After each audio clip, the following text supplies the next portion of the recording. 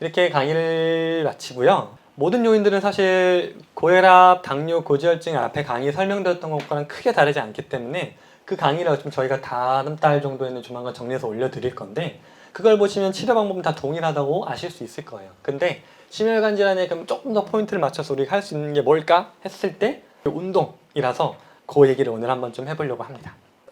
운동이 좋은 건 다 아는데 운동을 사실 왜 해야 되냐를 물었을 때 답을 명확하게 주지 않는 분들이 많죠. 그냥 당연히 운동하면 좋은 건 아는데, 그래서 저는 항상 어떤 데이터를 좀 보여드리는 걸 좋아하는데, 이게 이제 유럽 심장학회에서 발표한 자료인데, 보게 되면 운동 시간이 이렇게 늘어나면 늘어날수록 실제 심혈관 질환 발생률이 이렇게 줄어들어요. 보면 심혈관 질환이 없는 사람들의 예방률이 그러니까 심혈관 질환이 없는 사람들의 감소 속도보다 실제 심혈관 질환이 이미 발생한 분들이 운동을 했을 때 그 효과가 훨씬 더 뛰어난 걸 볼 수 있거든요. 이 말은 심혈관 질환이 있는 분들일수록 더 운동을 열심히 하셔야 돼요. 근데 심혈관 질환이 있는 분들은 아무래도 운동을 하다 보면은 뭐 심장에 불편감이 느껴진다거나 어떤 통증이나 뭐 땀이 많이 난다거나 막 호흡이 불편해지거나 이런 증상을 느끼는 분들이 있다 보니까 운동에 대해서 좀 조심하시는 경향이 있는데, 오늘은 그거를 좀 적정한 운동이 어떤 건지를 좀 이야기를 해보려고 하는데, 이거는 뭐 우리나라뿐만 아니라 뭐 미국, 영국, 뭐 유럽 다 전 세계에서 공통적으로 아무 이견 없이 적절한 운동량이 어떤 정도냐라는 거에 대해서 나온 이야기를 조금 정리해보면 이렇게 나오는데요.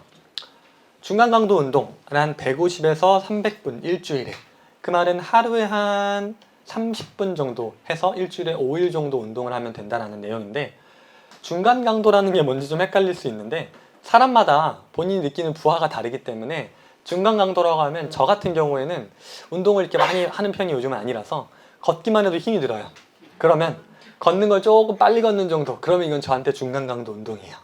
근데 누군가한테는 걷는 것도 힘들어, 그런 분은 안 계시겠죠? 나는 걷는 게 너무 쉬워, 그러면은 뛰는 게 그 사람한테 중간 강도 운동가 돼요. 그러니까 여기서 강도라고 하면 나의 상황에 맞춰서 중간 강도는 내가 하면서 조금 힘들다는 느낌이 드는 정도, 저 같은 경우에는 조금 빨리 걷는 정도, 이건 저한테는 중간 강도 운동이 되고, 고강도 운동은 그것보다 조금 더해서 이거 하면 막 숨이 벅차고 막 땀이 나고 막 몸이 열이 나는 느낌이 드는 정도의 운동이라고 생각하면 되는데, 저 같은 경우에는 달리기 같은 게 그렇게 될 것 같아요.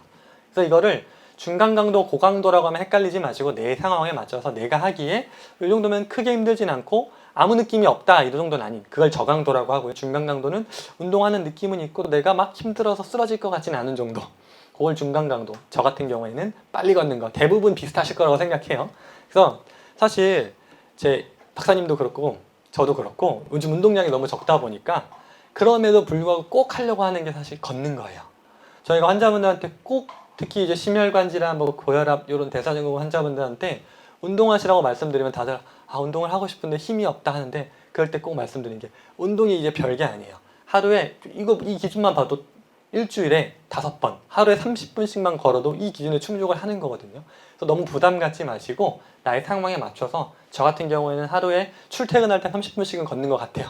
그러면 일단 요거는 충족시킨 것 같고, 이거에 더해서 하나, 이게 중간 강도로 운동할 때는 150에서 30분이라고 하고요. 고강도 운동, 조금 더 강도가 높아졌을 때는 거의 반 정도로 줄이면 되니까 일주일에 한 2번 정도, 한 3, 40분 정도 고강도 운동을 하는 것만으로도 아까 보여드린 이 그래프에서의 심혈관 질환 예방이 충분히 가능하다는 얘기고요.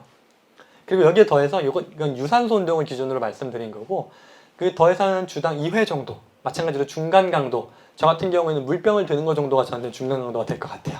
그 정도 이상의 한 근력 운동을 일주일에 한 2회 정도만 해주시는 것도, 여기까지 3개만 다 하면 필요한 운동량은 충분히 채울 수 있다고 볼 수 있으니까, 제가 이거 말씀드리는 건 너무 운동에 대해서 부담을 갖지 마시고요. 내 몸이 할 수 있는 범위 안에서, 특히 심혈관 질환 환자분들은 내 범위를 모르고 무리하시면 큰일 날 수 있어요. 막 심장에 막 발작이 왔던 분이 막 내가 운동하려고 막 마라톤을 뛰고 싶다 이러면 당연히 안 되는 거거든요.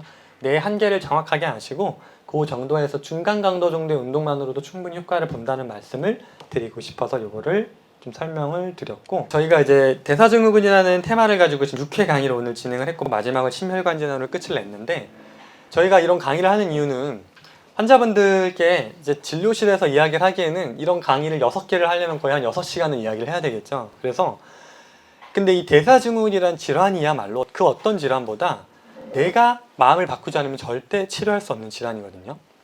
고혈압, 당뇨, 고지혈증, 비만 이것을 어떤 의사가 치료해 주길 바라고, 특히 심혈관절은 어떤 의사가 치료해 주길 바라면 절대 치료될 수가 없는 질환이고, 우리가 이 질환을 대하는 자세를 바꿔야 돼요.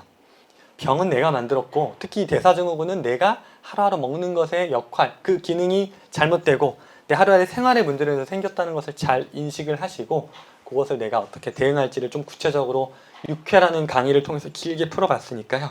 여러분들도 잘 그게 전달이 되었기를 바라면서 오늘 강의를 마치도록 하겠습니다.